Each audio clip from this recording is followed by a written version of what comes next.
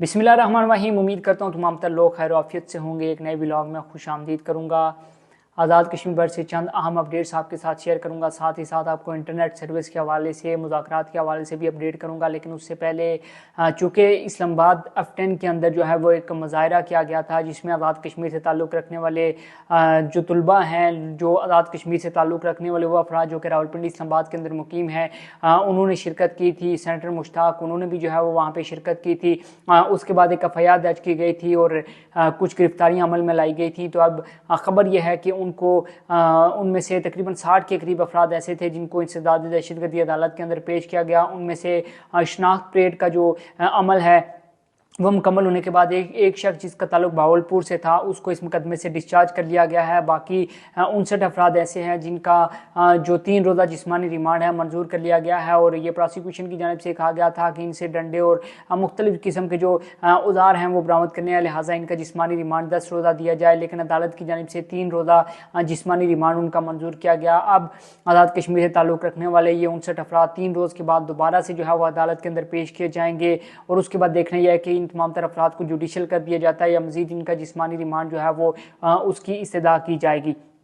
इस हवाले से जो भी अपडेट होंगी वो आपके साथ जो है वो गाही बगाही शेयर करते रहेंगे। साथ ही साथ आपको बताऊं कि जो कश्मीर जर्नलिस्ट फोरम है उससे ताल्लुक़ रखने वाले सहाफ़ी हज़रात, उनकी मुलाकात हुई है वज़ीर-ए-आज़म आज़ाद कश्मीर फैसल मुमताज़ राठौर साहब, जिसमें उन्होंने चंद अहम गुफ्तगू, चंद अहम जो निकात हैं वो उठाए हैं। वो क्या क्या हैं वो आपके साथ शेयर करूँगा। सबसे पहले वज़ीर-ए-आज़म आज़ाद कश्मीर फैसल मुमताज़ राठौर साहब की जानिब से कहा गया कि उन्होंने अवामी एक्शन कमेटी को कहा था कि पहले 4 नशिस्तें महाजिन की ख़त्म कर लेते हैं, उसके बाद बाकी 8 पर भी जो है वो बातचीत कर ली जाएगी। लेकिन अवामी एक्शन कमेटी अपनी हट दरमी पर कायम रही। साथ ही साथ उनकी जानिब से बताया गया कि अवामी एक्शन कमेटी ये दावा कर रही थी, अवामी एक्शन कमेटी बार बार ये मुतालबा कर रही थी कि वो हक़ हुक्मरानी, हक़ मलकियत हासिल करेंगे।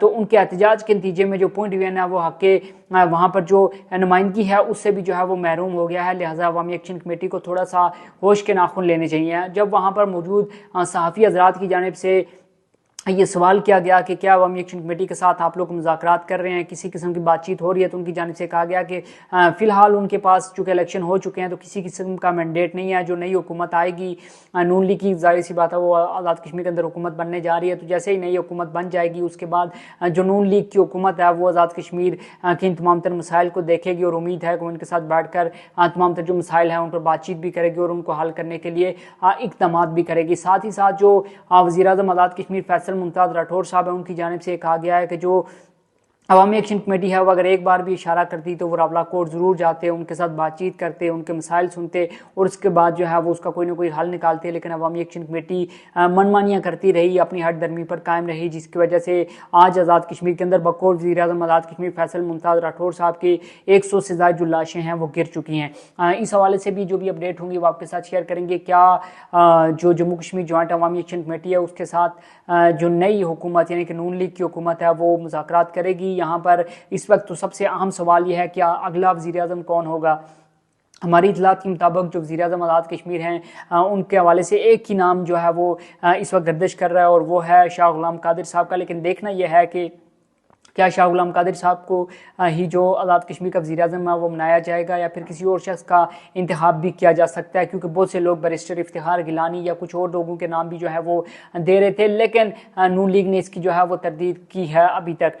तो इस हवाले से भी देखना ये होगा कि क्या अपडेट होंगी। साथ ही साथ इंटरनेट सर्विस के हवाले से अगर मैं आपको बताऊँ तो आज़ाद कश्मीर के अंदर इंटरनेट सर्विस को बंद हुए लगभग 3 माह से ज़ायद का अरसा हो चुका है। आज़ाद कश्मीर के शहरियों को काफ़ी ज़्यादा मुश्किलात का सामना करना पड़ रहा है। साथ ही साथ जो स्टूडेंट्स हैं उनको ऑनलाइन क्लासेस लेने में काफ़ी ज़्यादा दुश्वारी का सामना करना पड़ रहा है। जो एग्ज़ाम्स हो रहे थे, जो पेपर चल रहे थे, उसमें भी कुछ तो मुलतवी कर दिए गए हैं और कुछ स्टूडेंट्स को जो है वो ऐसे ही प्रमोट कर दिया गया है, जो कि काफ़ी ज़्यादा हमारा तालीमी आप कह सकते हैं कि हर्ज भी हुआ है। साथ ही साथ ओवरसीज़ कम्यूनिटी आज़ाद कश्मीर से ताल्लुक़ रखने वाली उनका रब्ता अपने घर वालों से जो है वो इंटरनेट के थ्रू ही होता है, वो भी नहीं हो पा रहा और वो भी काफ़ी ज़्यादा मुश्किलात का शिकार हैं, काफ़ी ज़्यादा परेशानी का भी शिकार हैं। साथ ही साथ एक छोटी सी तादाद आज़ाद कश्मीर के अंदर जो फ्रीलांसिंग करती है, लेकिन उसको इंटरनेट ना होने के बावजूद काफ़ी ज़्यादा मुश्किलात का जो है वो सामना करना पड़ रहा है। तो आज़ाद कश्मीर के मकामी शहरी हों, ओवरसीज़ कश्मीरी हों या फिर सहाफ़ी हजरात, वो तमाम तर लोग जो हैं वो हुकूमत आज़ाद कश्मीर से मुतालबा कर रहे हैं कि आज़ाद कश्मीर के अंदर